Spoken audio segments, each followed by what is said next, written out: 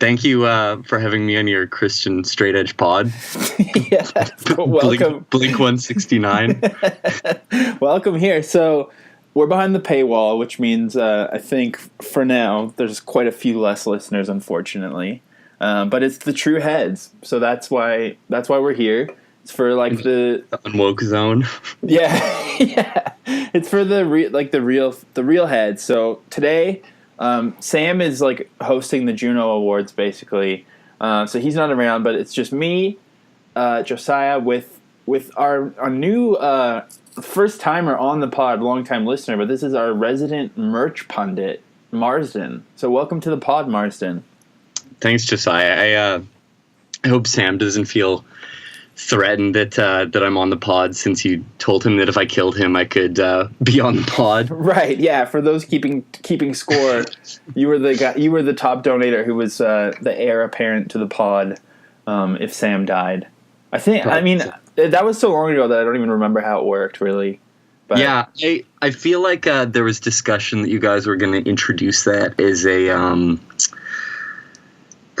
title that if you donated a certain amount, you could like buy that as one of the levels on the Patreon.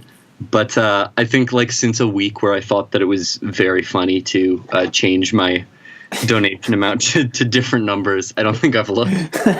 Right. I feel like you're still donating way more than you should, because everyone is. And I'd like to thank everyone who's listening right now for their hard-earned USD that they're giving us. And speaking of their hard-earned USD, Blink-182 has some new merch. Yeah. Waste wow. Hard-earned USD. That was a pretty good segue for your first segue.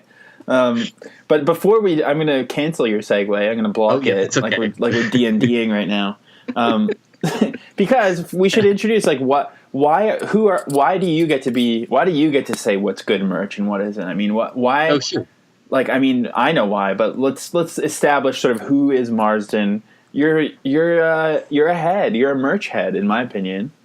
Absolutely. I mean, and I think that like a lot of people who are maybe like actual heads of punk and hardcore especially, but maybe like music and culture generally, I'm probably at the point where I invest dramatically more time and money in purchasing like objects that are peripheral to the art that I like, rather than actually participating in that scene at all. Yeah, that's the best.